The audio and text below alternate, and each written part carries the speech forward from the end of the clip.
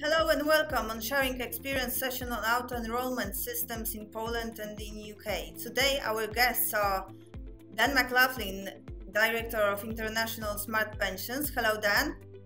Hello everybody. And Robert Zapotoczny, CEO of PFR Portal PPK. Hello Robert. Hello Agnieszka, hello Dan. Dan, you're an expert on the UK market. Can you tell us more about the UK systems?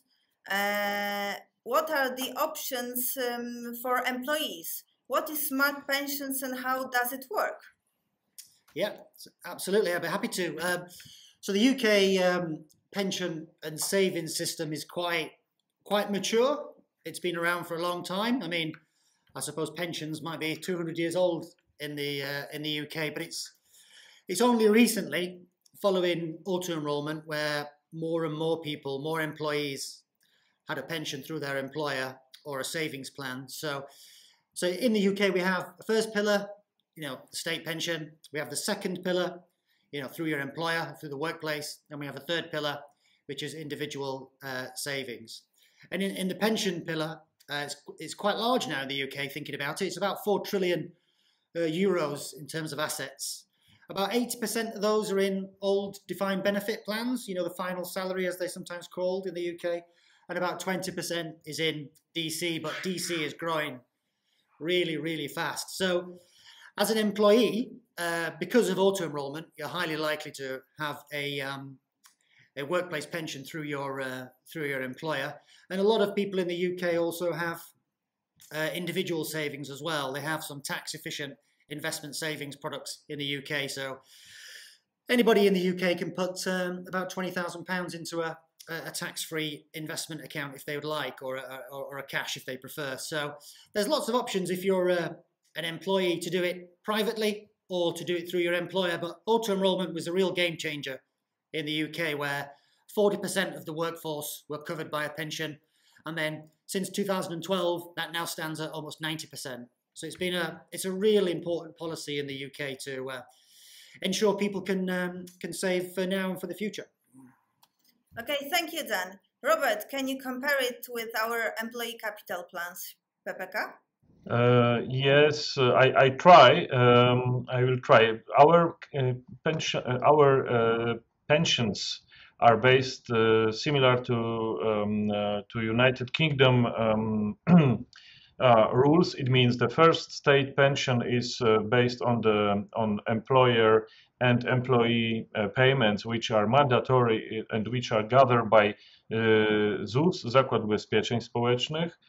Second pillar in our actual tradition is it used to be OFE, Otwarte Fundusze Emerytalne. However, it will be PPK, Pracownicze Plany Kapitałowe. It means workplace, similar to United Kingdom solution, auto-enrollment, because auto-enrollment in United Kingdom, it was for us on the beginning of the whole process of preparation.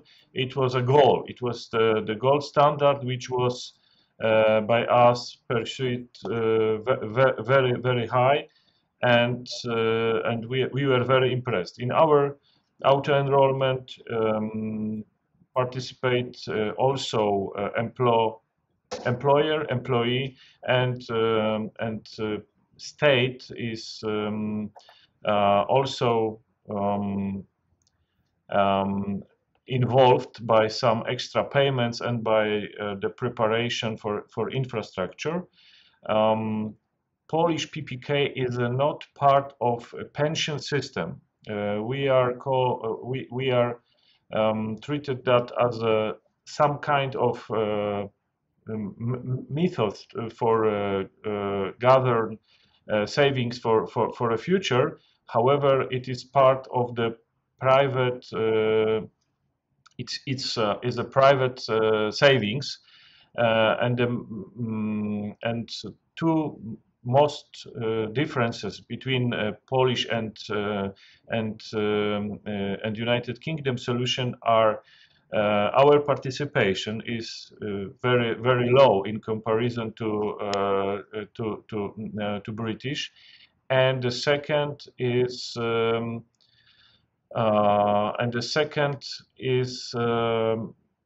opportunity to withdraw savings in the period of save. So we hope we have to do some small changes to develop our system in near future. Thank you, Robert. Dan, you told us that system has been introduced some time ago. From the time perspective, what were key challenges during the system introduction? I think in the UK the key challenges were, because it's such a massive reform. Auto enrolment is a big reform. It's a huge thing for a country to introduce. It's the right thing to introduce, but it's a big thing to do. So I think some of the big challenges were for not just employees, but employers. Suddenly they had to know what, a pension is, and or, savings in terms of PPK is, and what it's all about, what it means for them, what it means for their employers. So I think in terms of mobilizing employers, I think that was a big challenge. And I know in the UK, the Department for Work and Pensions and the pensions regulator spent a lot of time and effort helping employers build up to the moment they'd need to enroll their staff into a pension, even a year or 2 years before, in terms of communication. So I think the big challenge is mobilizing the key stakeholders in the system who have to essentially implement the policy through the workplace or whatever. I think some of the other areas linked to that is education, communications and education. Don't assume everybody knows what you're talking about because you're dealing with millions of people. So I think there's a real emphasis on being on the front foot in terms of education. I think that's really, really important. And I think, it could be a long list of challenges, but I think the third piece is sometimes infrastructure. And what I mean by that is, is the payroll system and software able to accommodate the reform? Do they have enough time to prepare? So it's those kind of areas, I would say, kind of mobilizing employers, education, and on the infrastructure side, really important. So you've got all the things lined up for when you press the button on the policy to go live. I think that's what I've seen, not just in the UK, I've seen that maybe elsewhere as well. Okay, thank you. Sounds really challenging. Robert, we all know that we had some challenges during the system introduction period, but what are the challenges now?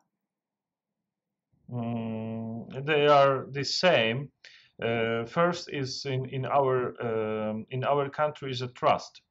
This is the biggest showstopper for participation, and second is attitude of employers.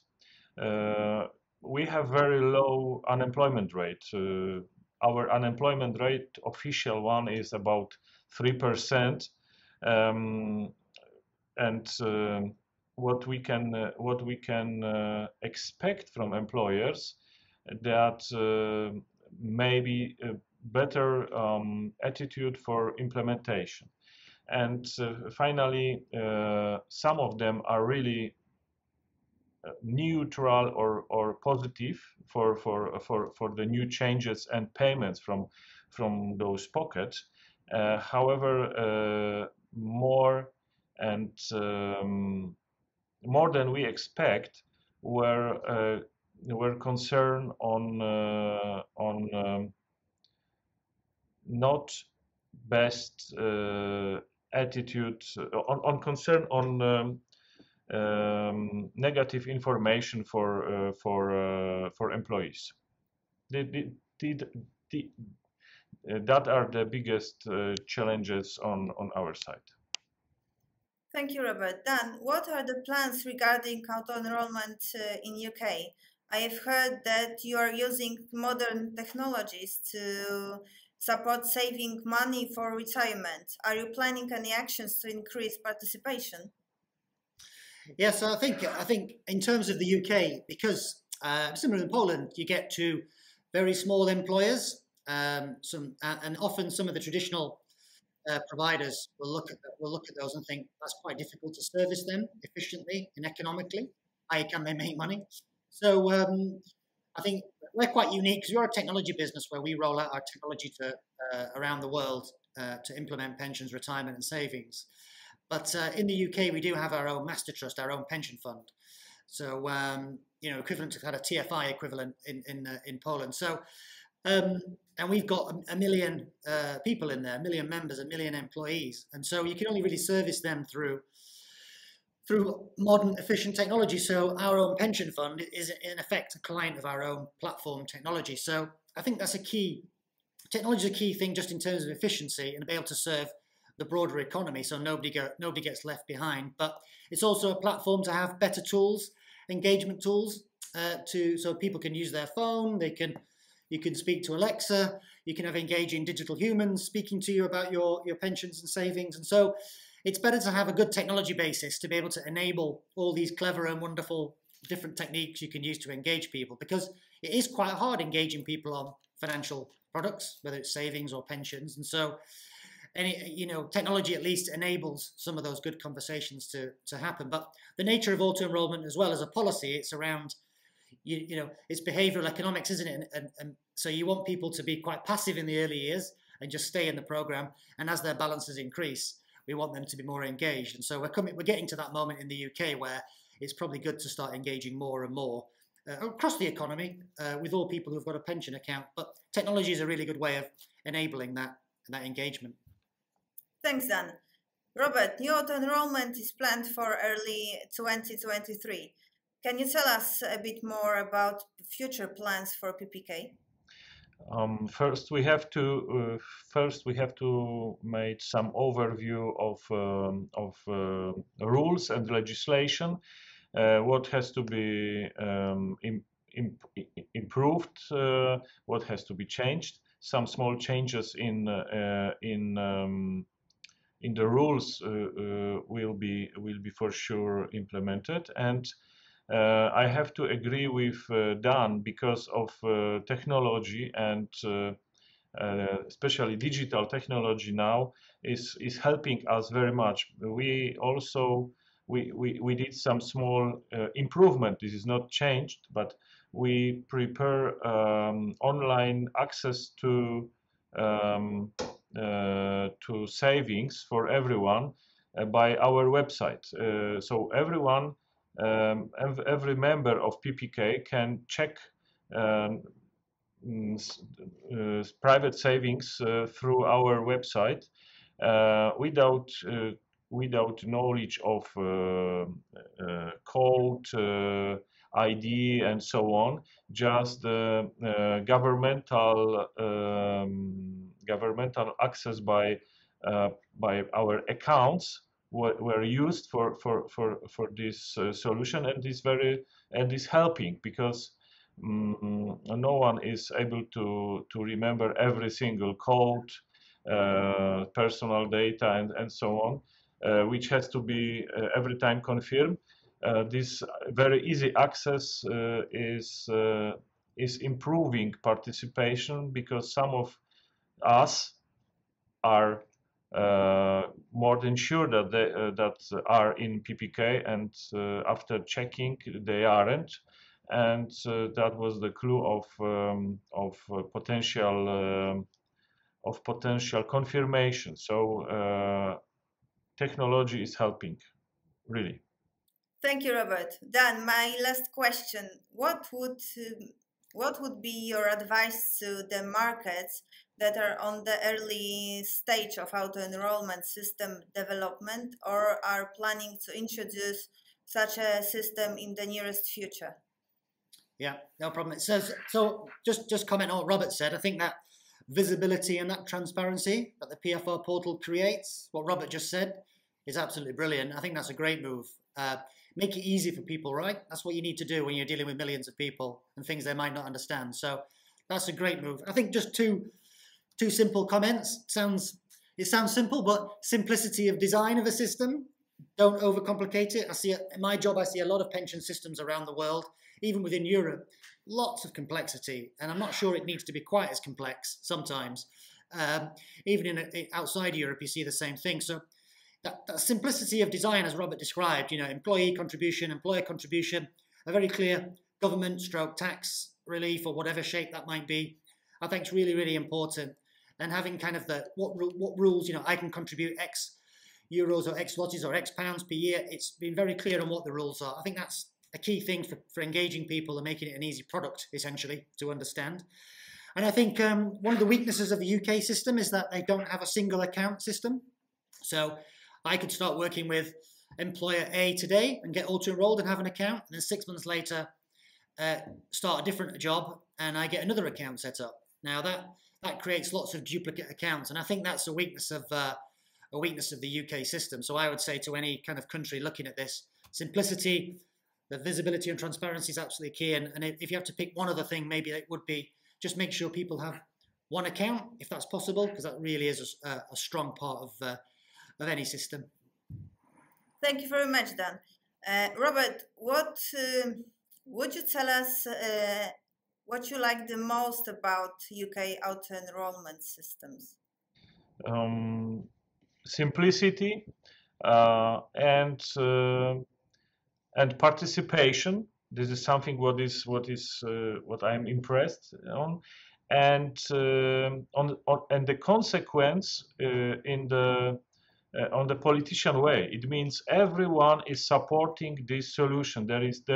On the politician scene, you can discuss about different things, but this auto-enrollment workplace system is something what is untouchable. It is something what everyone is supporting.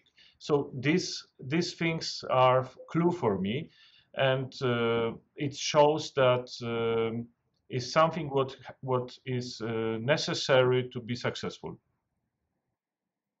Okay, so thank you very much, gentlemen, for being with us today and sharing your experience. Thank you. Thank you, Agnieszka, for invitation. Thank you very much, guys. Thank you, Dan. Thank you, Robert. See you. Thank you. Bye.